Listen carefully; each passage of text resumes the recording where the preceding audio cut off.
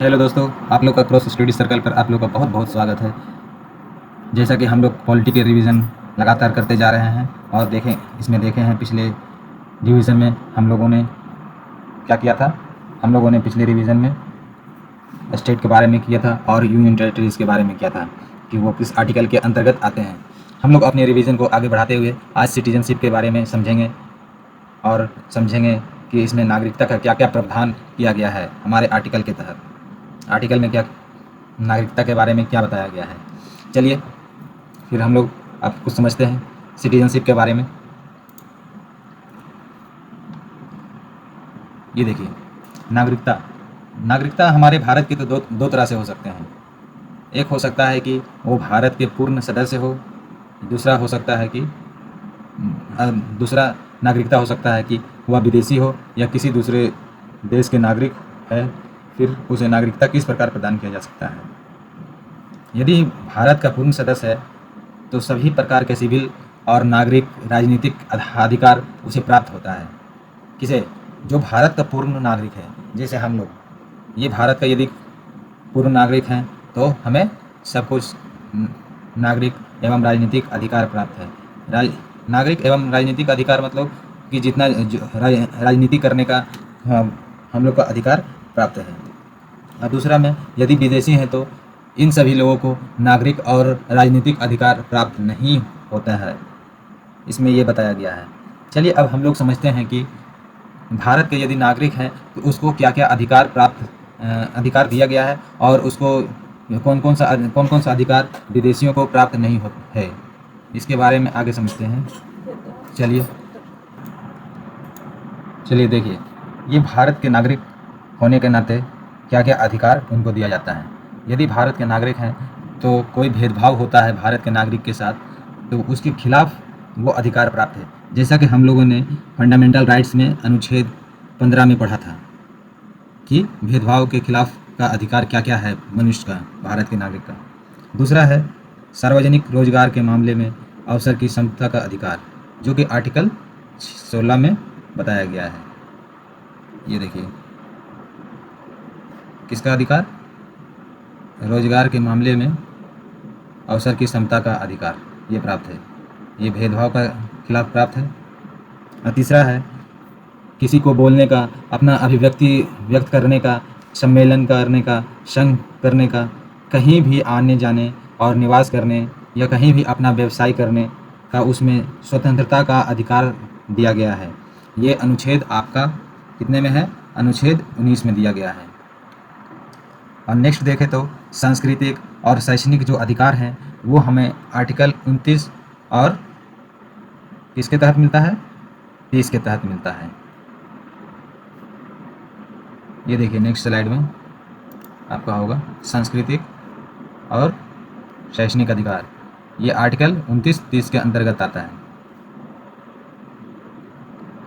और इसके बाद हम लोग देखें तो लोकसभा और राज्य विधानसभा के जो चुनाव होते हैं उसमें मतदान का अधिकार भी हमें प्राप्त है, मतदान का अधिकार। नेक्स्ट देखिए, इसके बाद यदि सांसद और राज्य विधानमंडल की जो सदस्यता के लिए जो चुनाव लड़ते हैं उसके लिए भी चुनाव लड़ने के लिए भी अधिकार प्राप्त हैं। किसके चुनाव लड़ने के लिए? संसद और राज्य विधानमंडल की सदस्यता का चुनाव लड़ने का अधिकार प्राप्त है। और कुछ सार्वजनिक पदों को धारण करने के लिए भी इनको योग्यता प्राप्त है, करने की योग्यता प्राप्त है। जैसे कि हम लोग देखें तो ये क्या क्या है? राष्ट्रपति का, किसका? राष्ट्रपति का, उपराष्ट्रपति का, राष्ट्रपति का, उपराष्ट्रपति का, उपराष्ट्रपति का, सर्वोच्च न्यायालय का, सर्वोच्च न्यायालय का, उच्च न्यायालय के न्यायाधीश का, उच्च न्यायालय न्यायाधीश का, राज्यपालिका, महान्यायवादी का, महान्यायवादी का, वादी का, महाधिवक्ता का, महाधिवक्ता का ये सब अधिकार इनको है कि ये सब पद ले सकते हैं। समझ गया। अब देखते हैं कि विदेशी के लिए क्या क्या अधिकार उनको प्राप्त है और क्या नहीं प्राप्त है। विदेशी में देखें तो ये विदेशी दो तरह के हैं, एक है मित्र देश, एक है शत्रु देश। जैसे कि शत्रु देश में पाकिस्तान आता है, मित्र देश में रशिया आता है और अलग अलग देश हैं। पहला देखते हैं कि मित्र देश के लिए उन देशों के नागरिक के लिए भारत के साथ मैत्रीपूर्ण संबंध रहता है, और शत्रु देश के नागरिक के लिए जो भारत के युद्धरत हैं और या बोले तो जिनके साथ भारत का युद्ध चल रहा है, इन्हें मित्र देशों के लोगों की तुलना में कम अधिकार दिया जाता है। उन पर क्या किया जाता है, उन पर उदाहरण के लिए हम लोग समझे तो ये गिरफ्तारी का और नज़रबंदी के खिलाफ कोई सुरक्षा प्रदान नहीं किया जाता है। किसके खिलाफ? गिरफ्तारी और नज़रबंदी के लिए कोई सुरक्षा प्रदान नहीं किया जाता है। किसे? शत्रु देश के। कुछ महत्वपूर्ण बातें देखें तो समझे तो इसमें देखिए नागरिकों के कर्तव्य में कर का भुगतान, राष्ट्रीय ध्वज, राष्ट्रीय गान का सम्मान करना, देश की रक्षा करना शामिल है। किसके? नागरिकों का कर्तव्य में ये जो नागरिक हैं इनको ये काम करना ही करना है। और दूसरी बात, भारत में जन्म से जो नागरिक हैं और साथ ही देशीकृत नागरिक हैं, दोनों राष्ट्रपति के पद के लिए योग्य होते हैं, जबकि संयुक्त राज्य अमेरिका में ये केवल जन्म से नागरिक हो ही के लिए पात्र होते हैं। वहाँ पर ऐसा नहीं है कि जन्म से नागरिक होना चाहिए और साथ ही देशीकृत नागरिक होना चाहिए, जरूरी ये नहीं है। तीसरी बात, भारत में केवल एक नागरिकता प्रदान किया जाता है, राज्यों के अलग नागरिकता नहीं दिया जाता है। और अमेरिका में ऐसा है कि वो स्विट्जरलैंड में भी ऐसा है। अमेरिका स्विट्जरलैंड में देखा जाए तो ये अन्य सदस्यीय देशों ने दोहरी नागरिकता प्रणाली को अपनाया हुआ है, जैसे कि राज्य के अलग नागरिकता होगा और देश का अलग नागरिकता दिया जाएगा। ये दोनों के नागरिकता मिलते हैं, लेकिन हमारा देश एक ही नागरिकता से चलता है। यहाँ हमारे देश में एक नागरिकता दिया जाता है। समझ गए। और इसमें संवैधानिक प्रावधान देखें तो ये हमारा नागरिकता का बारे में भाग 2 के अनुच्छेद 5 से 11 आर्टिकल में बताया गया है। समझ गए। भाग 2 के 5 से 11 आर्टिकल के अंतर्गत बताया गया है। चलिए भाग 5 में देखें तो अनुच्छेद आर्टिकल 5 में देखें तो इसमें क्या बताया गया है। इसमें संविधान के प्रारंभ पर नागरिकता क्या है उसके बारे में बताया गया है कि जब संविधान को प्रारंभ किया गया उस टाइम नागरिकता को किस प्रकार रखा गया था, इसके बारे में। और अनुच्छेद 3(6) में बताया गया कि जब पाकिस्तान से भारत प्रवास कर रहे थे तब उस समय कुछ व्यक्तियों के लिए नागरिकता का अधिकार क्या होना चाहिए उसके बारे में बताया गया। कब? जब पाकिस्तान से भारत प्रवास कर रहे थे उनके लिए। और आर्टिकल 7 में बताया गया है कि पाकिस्तान को जो प्रवास करने वाले लोग कुछ व्यक्तियों के लिए नागरिकता के अधिकार क्या हैं उसके बारे में समझाया गया है। किनके बारे में? पाकिस्तान को प्रवास करने वाले के लिए। और आर्टिकल 8 में बताया गया है कि भारत से जो बाहर रह रहे हैं लोग हैं, जो लोग भारत के मूल व्यक्ति हैं, मतलब यहाँ के निवासी हैं और वो भारत रह रहे हैं, तो कुछ व्यक्तियों के उस व्यक्ति के नागरिकता का अधिकार क्या है उसके बारे में बताया गया है, भारत से बाहर रहने वाले लोगों के लिए। और आर्टिकल 9 में बताया गया है कि किसी दूसरे देश की नागरिकता यदि स्वेच्छा से कोई प्राप्त कर लेता है तो फिर उसमें क्या होता है। यदि कोई भी व्यक्ति अनुच्छेद 5 के आधार पर भारत का नागरिक उस आधार पर नहीं होगा, और अनुच्छेद 6 और 8 ये दोनों के आधार पर भारत का नागरिक नहीं माना जाएगा यदि वह क्या करता है, अपने मन से वो दूसरे देश की नागरिकता प्राप्त कर लेता है तब। इसके बारे में आर्टिकल 9 में बताया गया है। अनुच्छेद 10 में बताया गया है कि नागरिकता के लिए अधिकार किस प्रकार बना रहेगा, नागरिकता का अधिकार किस प्रकार बना रहेगा, अनुच्छेद 10 में बताया गया है। इसमें देखा जाए तो प्रत्येक व्यक्ति जो इस भाग के अंतर्गत प्रावधान में से किसी भी तहत भारत के नागरिक हैं, मतलब हम लोगों ने इतने आर्टिकल 9 तक जो पढ़ा उसके अंतर्गत जो प्रावधान है किसी भी तरह से भारत का नागरिक हैं तो वह संसद द्वारा निर्मित किसी भी कानून के उपबंधों के अधीन है, ऐसा नागरिकता बना रहेगा। इसमें आर्टिकल 10 में यही बताया गया है। और आर्टिकल 11 में देखें तो यह संसद द्वारा नागरिकता के अधिकार को कानून के माध्यम से विनियमित किया जाता है। इसके बारे में बताया गया है कि नागरिकता संविधान नागरिकता की प्राप्ति और समाप्ति का समस्या को संबोधित करता है इस आर्टिकल में, और यह संसद को ऐसे मामलों के बारे में ये उपबंध करने के लिए कानून बनाने का अधिकार इसमें पूरा देता है। दूसरी बात, संसद को नागरिकता का अर्जन करने के लिए या समाप्ति एवं नागरिकता की संबंधी कोई भी अन्य जो मामला रहेगा वह संबंध में कोई भी उपबंध करने का संसद को पूरा अधिकार दिया गया है। और ये भारत की संसद ने नागरिकता अधिनियम 1955 को अधिनियमित किया था, हम लोग देखें तो। इसके बाद कई बार संशोधन किया गया और हाल ही में हम लोग देखें तो ये अभी 2019 में मोदी जी के ही काल में ऐसा हम लोगों ने देखा है। चलिए देखते हैं कि नागरिकता का अर्जन किस प्रकार हम लोग कर सकते हैं। हम लोग को तो नागरिकता का नागरिकता तो हम लोग को पहले से ही मिला हुआ है, जन्म से ही। हम लोग देखते हैं कि उसको क्या क्या उसके तरीके हैं नागरिकता का। पहला तरीका देखें तो ये तो हमें जन्म से मिलता है यदि हम लोग यहाँ के निवासी हैं तो पहला है कि ये हमें जन्म के आधार पर दिया जाता है। दूसरा है वो वंशानुक्रम के आधार पर, मतलब कि हमारे वंश चलते आ रहे हैं इसी देश में, इसी देश के रहने वाले हैं, तो ये वंशानुक्रम इसको कहा जाता है। तीसरा है रजिस्ट्रेशन करके या पंजीकरण करके बोल सकते हैं आप लोग। जब देश का विभाजन हुआ था उस टाइम जो आने का प्रक्रिया था हमारे देश में कि इतने से इतने डेट तक वो आ सकते हैं, तो वो पंजीकरण करके आ सकते थे। यह देशीयकरण द्वारा प्राकृतिक रूप से बनाया जाता है। पाँचवा है किसी राज्य क्षेत्र को यदि भारत अपने भाग में मिला लेता है तो वह क्षेत्र के लोगों को किस तरह नागरिकता प्रदान किया जाता है। चलिए एक एक करके हम लोग समझते हैं कि यदि जन्म से मिलता है तो वो कैसे मिलता है। नेक्स्ट स्लाइड में हम लोग देखते हैं, समझते हैं। जन्म से मिलने का अर्थात है कि ये 26 जनवरी 1950 और 1 जुलाई 1987 के बीच जो जन्मा व्यक्ति है उसे नागरिकता भारत का नागरिक है, और भले ही उसके माता पिता की राष्ट्रीयता कुछ भी हो। समझ गए? ये 19 जनवरी 1950 और 1 जुलाई 1987 इसके बीच जो भी व्यक्ति जन्मा है तो वो भारत का नागरिक कहलाएगा, चाहे वो उसके माता पिता कहीं का भी राष्ट्रीयता लिए हुए हों, मतलब कि उनके माता पिता कहीं का भी नागरिक हों, अभी वो मतलब नहीं है। दूसरी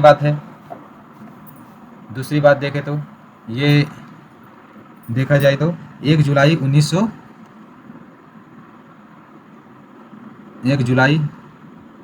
1987 से 87 और 3 दिसंबर 2004 इसके बीच कोई भी जन्मा व्यक्ति भारत का नागरिक रहेगा। उसके जन्म के समय माता पिता से कोई भारत का नागरिक हो, समझें? इसके बीच जन्मा व्यक्ति ये भारत का नागरिक कहला जाएगा, या उसके माता पिता में से कोई भी एक भारत का नागरिक हो, भारत का नागरिक हो। और तीसरा है कि 3 दिसंबर 2004 से या 3 दिसंबर को या उसके बाद जन्मा व्यक्ति 3 दिसंबर 2004 को या उसके बाद जन्मा व्यक्ति, एक सेकेंड लिख देते हैं, कितने दिसंबर? 3 दिसंबर 2004 को या उसके बाद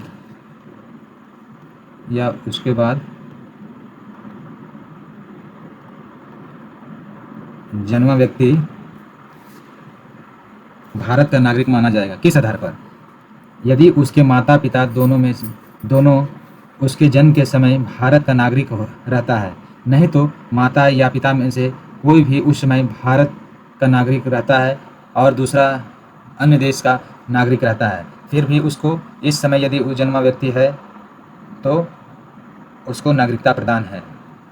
जैसे कि अभी के समय भी यदि इन्होंने इस आर्टिकल में बताया गया है जन्म से के आधार पर कि 3 दिसंबर 2004 से अब अभी तक हो गया, ये अब तक ये नागरिकता इनको प्रदान किया जा सकता है यदि कोई एक विदेशी रहे और एक माता पिता में से इस देश का नागरिक रहे, तो उनके बच्चे को नागरिकता ऑटोमेटिक प्रदान किया जाएगा। समझ गए?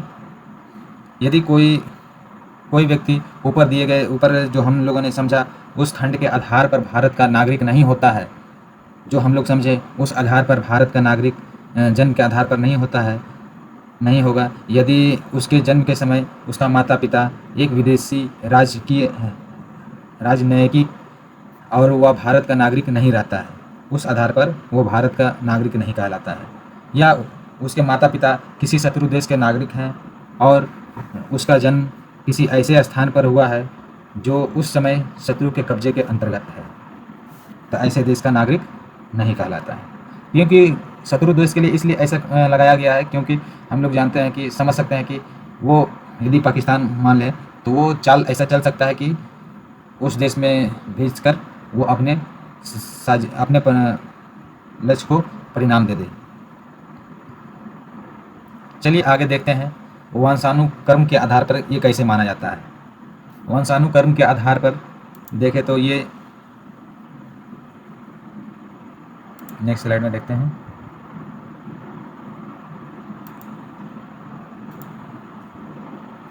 वंशानुक्रम के आधार पर देखें तो ये 26 जनवरी 1950 से 10 दिसंबर 1992 के बीच, ये 10 दिसंबर 1992 के बीच जन्मा व्यक्ति, इसके अंतर्गत जो जन्म लिया है उसके जन्म के समय पिता जन्म से भारत का नागरिक हो। कब से? पिता जन्म से भारतीय हो। समझे? कब से कब तक जन्मा व्यक्ति के लिए? ये 26 जनवरी 1950 से 10 दिसंबर 1992 के बीच यदि जन्मा व्यक्ति भारत का नागरिक, व्यक्ति के पिता का जन्म भारत का नागरिक हो उस टाइम, तब से। दूसरा है कि दिसंबर 1992 से 3 दिसंबर 2004 के बीच यदि कोई बच्चा जन्म लेता है तो उस टाइम उसके जन्म के समय उसके माता या पिता में से कोई एक भारत का नागरिक हो। समझ गए? माता या पिता में से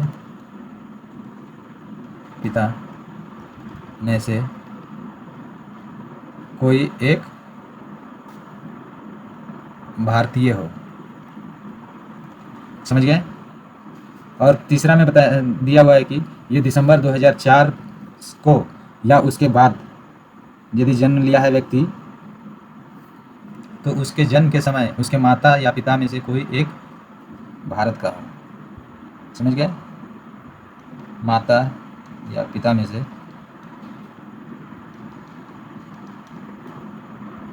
भारत का नागरिक हो, भारतीय हो, तब उस बच्चे का नागरिकता प्रदान किया जाएगा वंशानुक्रम के आधार पर। समझ गए?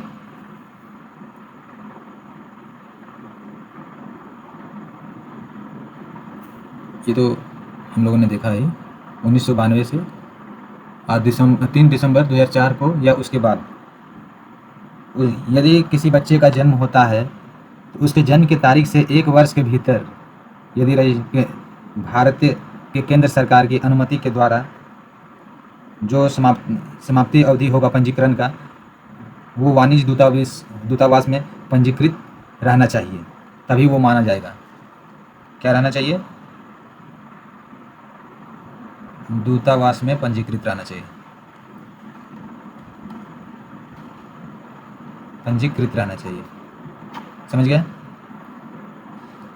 और इसके अलावा माता और पिता को लिखित रूप में यह घोषणा करना होगा कि नाबालिग के पास दूसरे देश का पासपोर्ट नहीं है। मतलब जो बच्चा जन्म लिया है वो उसे घोषणा करना पड़ेगा कि दूसरे देश का पासपोर्ट नहीं है, माता पिता को घोषणा करना पड़ेगा।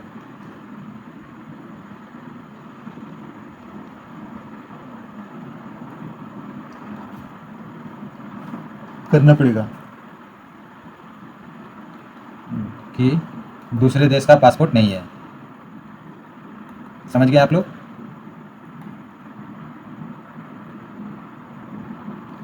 पासपोर्ट नहीं है। चलिए हम लोग अब समझते हैं कि रजिस्ट्रेशन या पंजीकरण के आधार पर किस तरह नागरिकता प्रदान किया जाता है और किया गया था। इसमें हम लोग समझेंगे कि पंजीकरण द्वारा नागरिकता प्रदान करने का आप प्राप्त कर सकते हैं। पहला है भारतीय मूल का कोई व्यक्ति यदि जो आवेदन करने से पहले 7 वर्ष तक भारत में मामूली तौर पर निवासी है। समझ गया? 7 वर्ष तक आवेदन करने से पूर्व।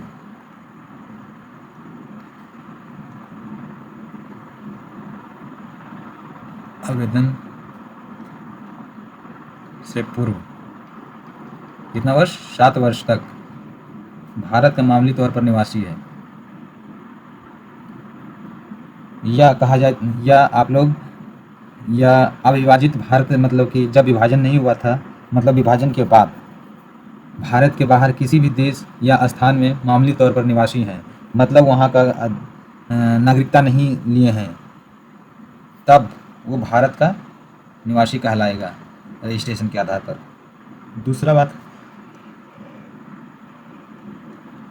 दूसरी बात है कोई ऐसा व्यक्ति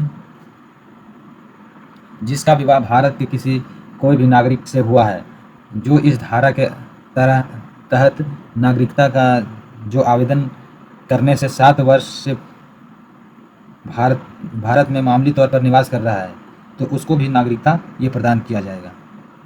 समझ गए? मतलब वो 7 वर्ष तक मामूली तौर पर वो निवास कर रहा है इस भारत में, किसी से विवाह करने के बाद तब उसको नागरिकता प्रदान कर दिया जाएगा। यदि नहीं वो 7 वर्ष तक नागरिकता मामूली तौर पर यहाँ निवास कर रहा है, मामूली तौर पर मतलब कि वो किसी दूसरे देश का नागरिक है, तो इस देश में 7 वर्ष तक उसे ऐसा रहना पड़ेगा मामूली तौर पर। समझ गए आप लोग? चलिए नेक्स्ट पॉइंट में हम समझते हैं कि यदि बच्चे नाबालिग हैं जिनके माता पिता दोनों इस धारा के तहत भारतीय नागरिक हैं, यदि उनके माता पिता भारतीय हैं तो वो उनको ऑटोमेटिक नागरिकता प्रदान किया जाएगा। और यदि 18 वर्ष या पूर्ण देखें तो 18 वर्ष से ऊपर हो गए हैं, यदि उनका माता पिता कोई एक पहले स्वतंत्र भारत का नागरिक के रूप में पंजीकृत था या पंजीकरण के लिए आवेदन करने से ठीक पहले 1 वर्ष से भारत में साधारण तौर पर निवास कर रहा है, तो वो उनको नागरिकता प्रदान किया जाएगा। तीसरी बात है जो प्रवासी देश के प्रवासी नागरिक हैं और इस प्रवासी नागरिक के रूप में 5 वर्ष से पंजीकृत किया गया है। कितने वर्ष से? 5 वर्ष से पंजीकृत। यदि 5 वर्ष से पंजीकृत किया गया है तो पंजीकरण के लिए या तो इस प्रकार आवेदन करने से 1 वर्ष पहले भारत में निवास कर रहा हो तो उसे नागरिकता प्रदान किया जाएगा। समझ गए आप लोग? चलिए अब समझते हैं कि देशीकरण द्वारा या प्राकृतिक रूप से कैसे भारत के नागरिकता हो सकते हैं। केवल यदि उनका किसी बच्चे का जन्म या उसके जन्म की तारीख से 1 वर्ष के भीतर या केंद्र सरकार की अनुमति से उस अवधि की समाप्ति के बाद भी भारतीय वाणिज्य दूतावास में पंजीकृत हैं। समझ गए? कब तक? बच्चे के जन्म से, बच्चे के जन्म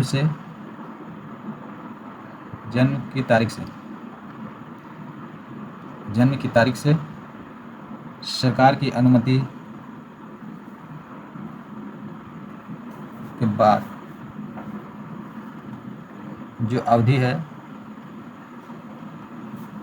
अनुमति अवधि की समाप्ति के बाद, कब से, जन्म से लेकर अनुमति अवधि समाप्ति के बाद,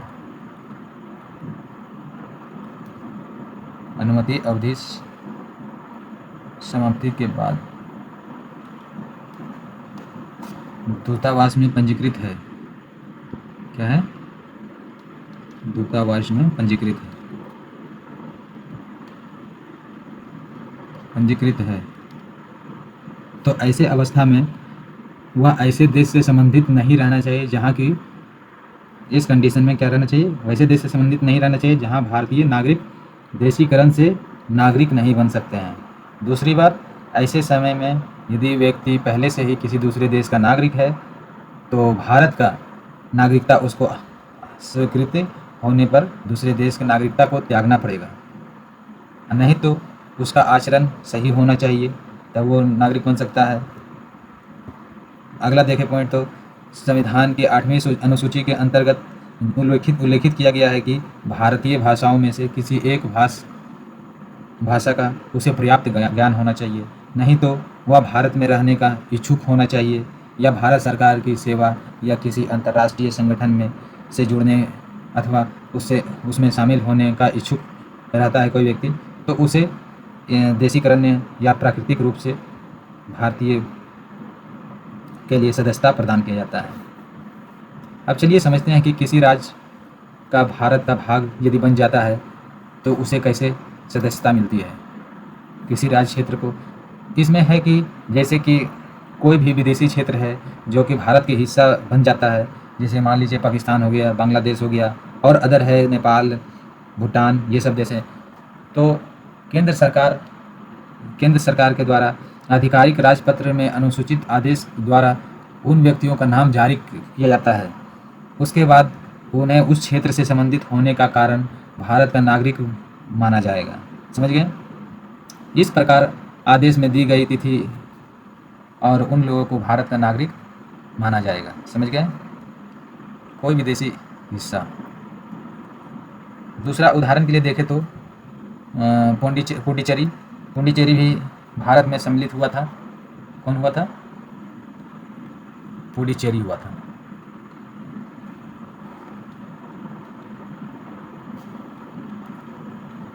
पुडुचेरी एग्जाम्पल में देखें तो ये भारत में सम्मिलित हुआ था। तब नागरिकता अधिनियम, इसको पुडुचेरी को नागरिकता अधिनियम कितने के तहत, एक सेकेंड, नागरिकता अधिनियम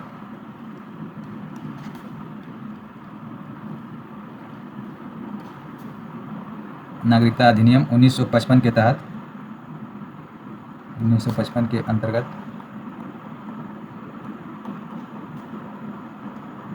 नागरिकता आदेश के तहत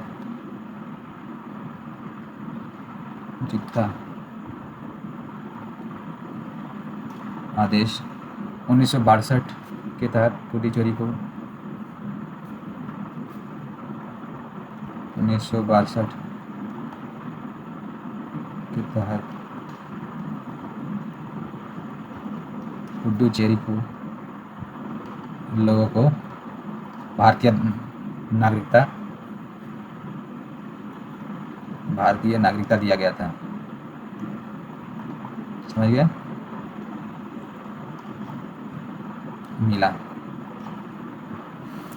ऐसा पहले राज्य क्षेत्र को मिलाकर हम लोगों को किया गया है। ये हमारा एग्जाम्पल हम लोग पुडुचेरी का देख सकते हैं।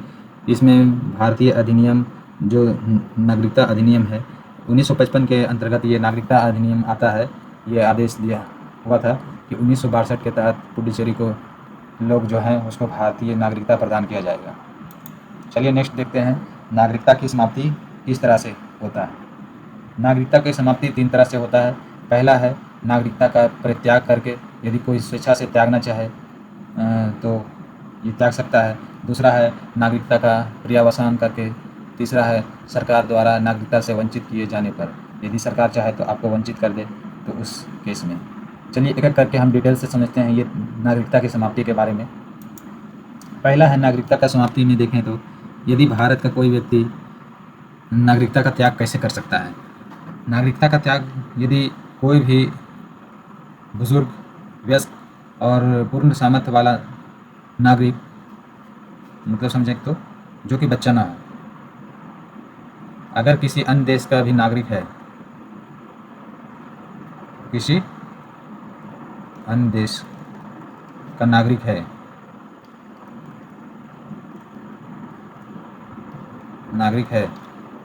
तो अपनी भारतीय नागरिकता को वह त्याग की घोषणा करनी पड़ती है। तो क्या करेगा? भारतीय नागरिकता का त्याग का घोषणा करेगा, मतलब वो त्याग देगा।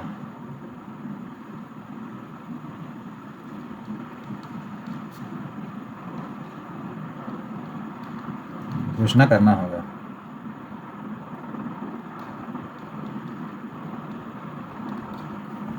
समझ गए आप लोग? जबकि कोई घोषणा किसी युद्ध के दौरान यदि करता है तो जिसमें भारत शामिल है, तो उसकी घोषणा का पंजीकरण तब रोक दिया जाएगा जब तक कि भारत सरकार अनुमति न दे। यदि युद्ध हो रहा है, युद्ध के दौरान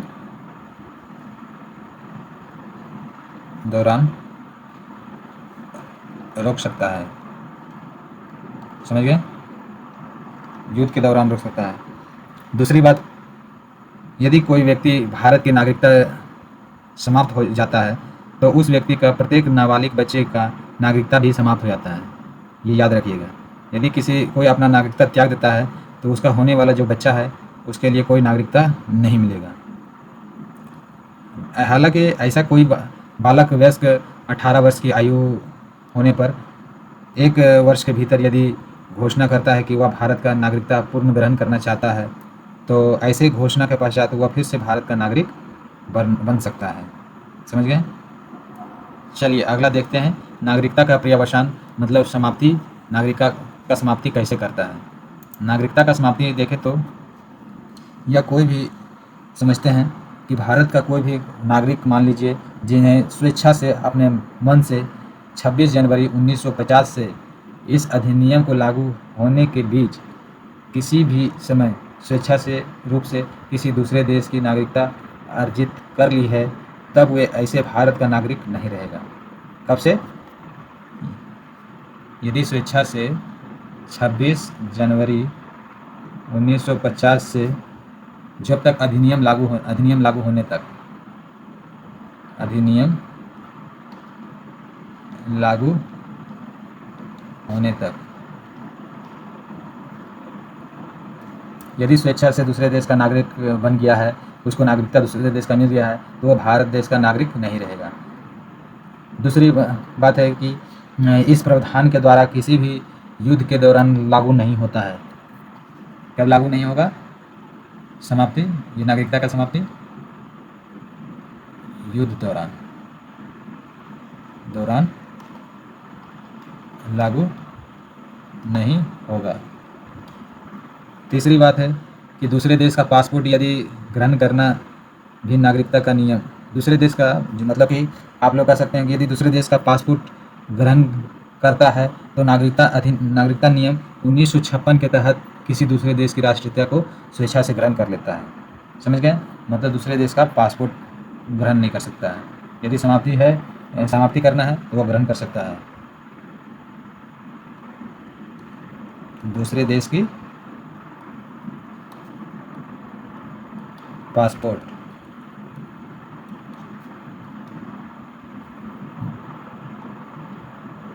ग्रहण करता है तो नागरिकता का समाप्ति हो जाएगा। चलिए अब समझते हैं कि सरकार द्वारा कैसे नागरिकता से वंचित किया जाता है। सरकार द्वारा वंचित करने का पहला है कि यदि पंजीकरण, देशीकरण द्वारा नागरिकता का प्रमाण पत्र यदि धोखाधड़ी में पकड़ाता है या फर्जीवाड़ा जानकारी मिलता है या किसी बात को छिपाकर प्राप्त होता है, या पहला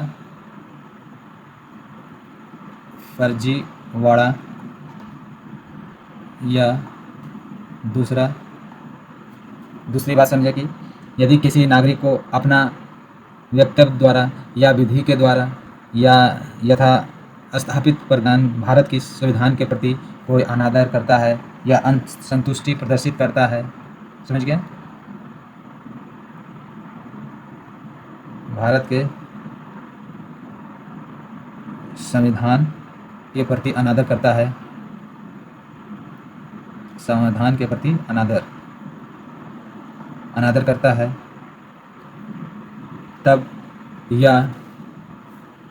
तब उसका भारत का नागरिकता से वंचित कर दिया जाएगा।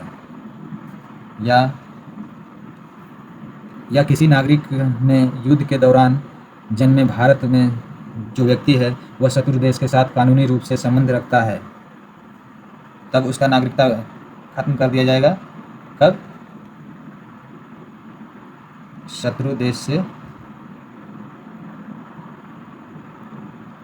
देश साथ गैर कानूनी रूप से संबंध रखना,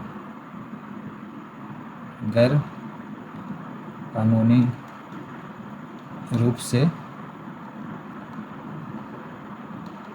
संबंध रखने पर,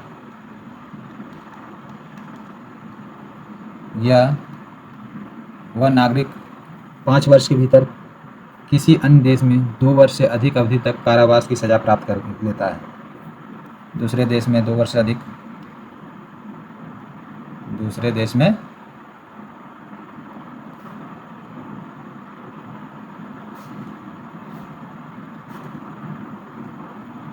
दूसरे देश में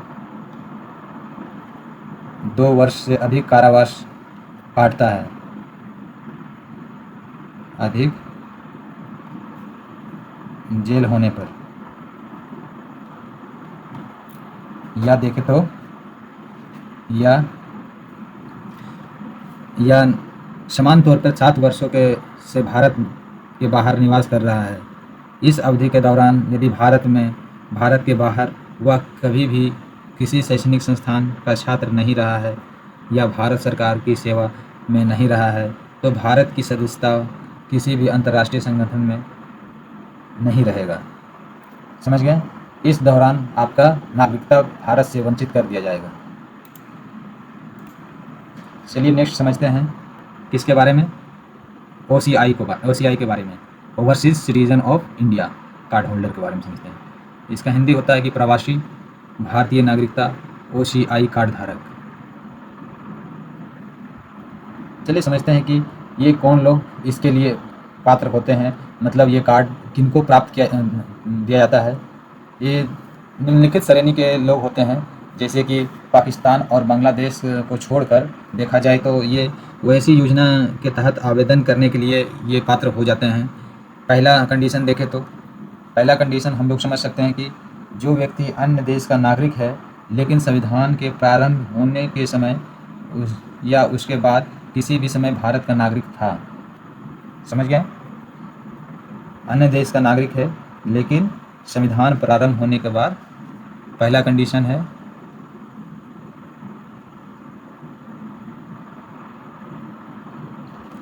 संविधान प्रारंभ होने के बाद भारत का नागरिक था।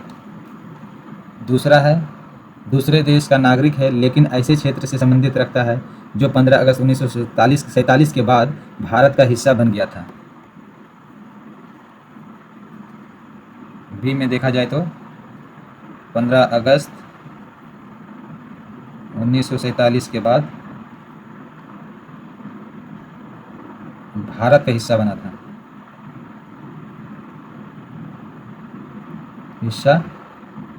था। तीसरा में हम लोग को बताया गया है कि यदि दूसरे देश का नागरिक है अभी, लेकिन वह क्षेत्र से संबंधित रखता है जो 1947 के बाद भारत का हिस्सा था, और उसके नागरिक जो ऐसे नागरिक हैं जिनका पुत्र और पुत्री, पौत्र पौत्री, दहित्र और दहित्री, या प्रपौत्र और प्रपुत्री, प्रदहित और प्रदहित्री, इनमें से कोई भी एक व्यक्ति जो एक नाबालिग संतान है और उसके माता पिता दोनों भारत के नागरिक हैं और माता पिता से एक भारत का नागरिक है या भारत के नागरिक का विदेशी मूल का जीवन साथी OCI कार्ड धारक विदेशी मूल के जीवन साथी हैं और उनके विवाह के पंजीकरण किया जाता है, तो वैसे आवेदन देने से कम 2 वर्ष में लगातार अवधि के साथ ये रह सकते हैं। चलिए अब समझते हैं कि इन कार्ड धारकों को क्या क्या सुविधा प्रदान किया जाता है।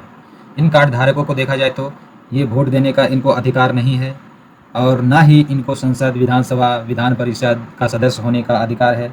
तीसरी बात, और देखा जाए तो इनको राष्ट्रपति, उपराष्ट्रपति, सर्वोच्च न्यायालय या उच्च न्यायालय के न्यायाधीश आदि जैसे संवैधानिक जो पद होते हैं उनको धारण करने का इनको अधिकार नहीं है। वह समान रूप से सरकारों के नियोजन या रोजगार योग्य भी नहीं होते हैं। समझ गए? OCI कार्ड धारक का इन लाभ देखा जाए तो OCI कार्ड धारक भारत में आने के लिए बहु प्रवेश और आजीवन वीज़ा इनको प्रदान करता है। मतलब बहुत तरह से इनको एंट्री यहाँ दिया जाता है और ये पूरा अपना जीवन भर अपना वीज़ा यहाँ के लिए ले सकते हैं। भारत, दूसरा पॉइंट देखा जाए तो भारत में जब तक ठहरना हो तब तक इनको पुलिस अधिकारियों को रिपोर्ट करने की छूट भी दी जाती है। समझ गए? ये पुलिस अधिकारी को रिपोर्ट ये कर सकते हैं। OCI कार्ड धारक आजीवन वीज़ा दिया जाता है, पुलिस अधिकारी को रिपोर्ट कर सकते हैं और ये निवासी भारतीय लोगों के साथ समानता, जैसे कि भारत में घरेलू क्षेत्रों में हवाई किराए में शुल्क के मामले में बराबर इनको दिया जाएगा। इनका से शुल्क बराबर लिया जाएगा। हवाई किराया जितना भारत के लोगों के लिए लग रहा है उतना इनके लिए भी लगेगा। जैसे राष्ट्रीय उद्यानों, वन्यजीव अभयारण्यों, इनके लिए भी शुल्क के मामले में इनका शुल्क बराबर एक समान लगेगा। समझ गए? और कई अनिवासी भारतीय के जो समानता है, जैसे कि कृषि या उसके रोपण संपत्तियों से अधिग्रहण को छोड़कर जो वित्तीय हैं, आर्थिक है और शैक्षणिक क्षेत्रों में है, इसमें इनको समानता दिया जाता है। इसके बच्चे के जो भारतीय बच्चे के अंतर्देशीय दत्तक ग्रहण हैं, इनके मामले में ऐतिहासिक स्थलों, संग्रहालय है, इनमें जाने के लिए प्रवेश के लिए शुल्क के संबंध में इनको समानता दिया जाता है। डॉक्टर हो गया, इनको पेशे से अपने डॉक्टर, दंत चिकित्सक, नर्स, जो वास्तुकार और अन्य होते हैं, इनमें समानता दिया जाता है। इन्हें एडमिशन के लिए, जैसे कि नीट वीट का परीक्षा के लिए इनको समानता दिया जाता है। इसको प्री मेडिकल टेस्ट के लिए, ये सब के लिए समानता इनको परीक्षाओं में शामिल होने के लिए दिया जाता है। समझ गए? चलिए नेक्स्ट समझते हैं कि पहले POI, एक पॉइंट आप लोग नोट कर लीजिए इस बात को कि POI और OCI जो दोनों कार्ड धारक अलग अलग श्रेणी के थे, अब वो बाद में बदलकर, ये मोदी जी के काल में बदलकर ये बाद में सरलीकरण के द्वारा, या आप कह सकते हैं एक रूपता के लिए उद्देश्य से, ये उनका विलय करके एक पासपोर्ट बना दिया गया है। समझ गए? चलिए अब समझते हैं कि नागरिकता संशोधन अधिनियम 2019 में क्या हुआ। इस अधिनियम में क्या हुआ, क्या मुख्य प्रावधान था, इसमें समझते हैं। 2019 अधिनियम में इसका मुख्य प्रावधान देखा जाए तो अवैध प्रवासी 4 शर्तों को पूरा करते हैं और उन्हें अवैध प्रवासी माना जाएगा।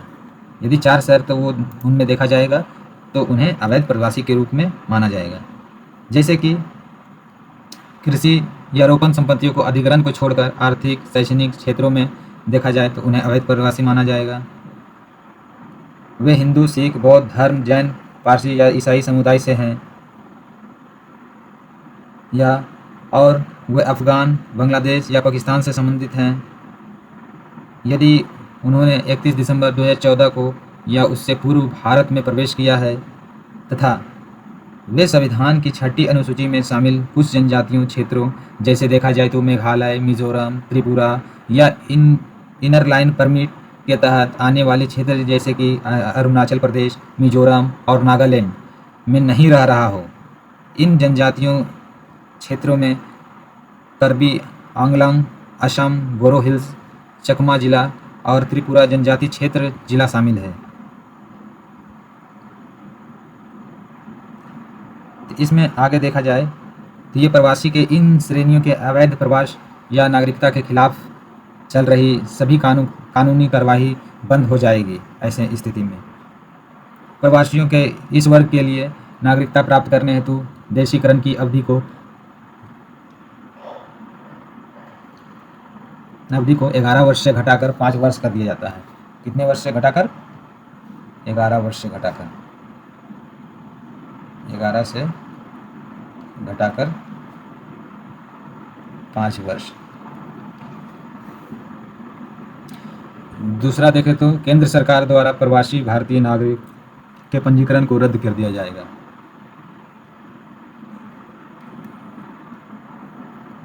कब रद्द कर दिया जाएगा?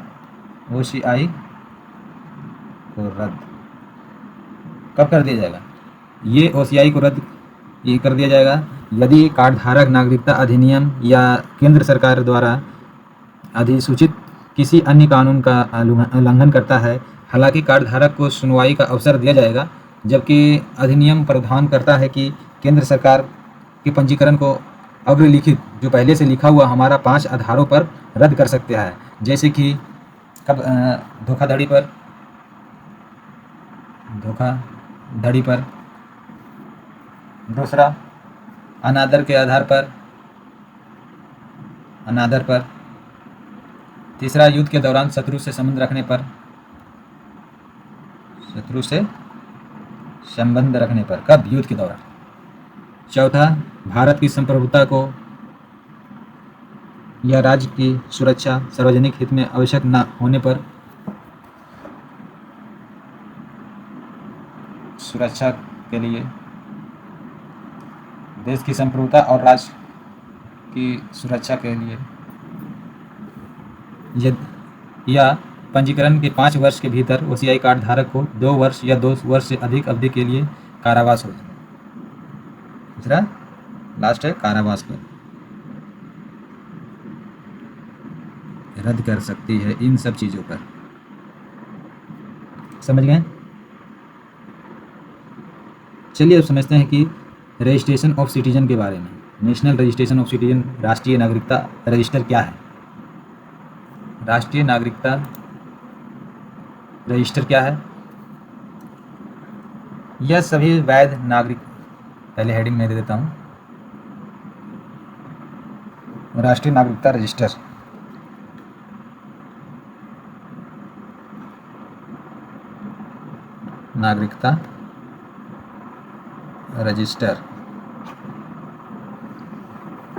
मतलब नेशनल रजिस्टर ऑफ सिटीजन, यह सभी नागरिक के लिए प्रमाणित करने के लिए ये भारतीय नागरिकों की एक सूची है। समझ गए? जिसमें कि नागरिकों के इस रजिस्टर में सूचीबद्ध होने से विफल पाए जाने पर व्यक्ति को अवैध प्रवासी माना जाएगा। समझ गए?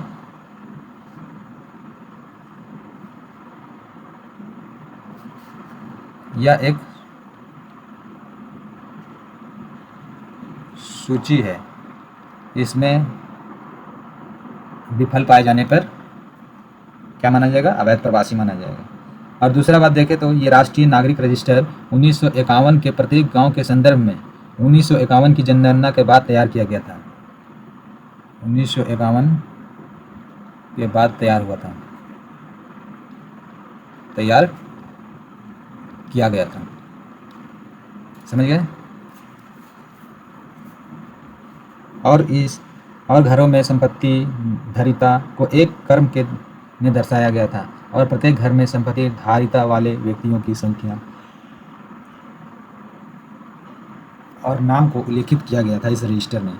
इस रजिस्टर में 1951 की जनगणना के दौरान गणना किए गए प्रत्येक व्यक्ति को शामिल किया गया था इस रजिस्टर में। NRC बनाम जनगणना देखें तो जनगणना हर दशक में राष्ट्रीय स्तर पर आयोजित की जाती है। इससे भारत की जनसंख्या के आकार और प्रकृति के बारे में एक समग्र लेखा जोखा जो प्राप्त होता है, इसी से हम लोग को प्राप्ति चलता है कि कितनी है हमारे देश की जनसंख्या। लेकिन NRC नागरिकता साबित करने के लिए अनूठी कवायद है, जिनको हम नागरिकता के लिए आवश्यक है समझते हैं। और इसके तहत देखा जाए तो व्यक्ति को अपना दस्तावेज साक्ष्य दिखाकर यह सिद्ध करना होता है कि हम भारत के नागरिक हैं। समझ गए। ये 2019 में केवल असम में ये अपडेट किया गया था एनआरसी के बारे में। ये पहली ये 2019 में अभी लेटेस्ट अपडेट किया है। अब चलिए आगे समझते हैं कि एनआरपी क्या है। एनआरपी राष्ट्रीय जनसंख्या रजिस्टर।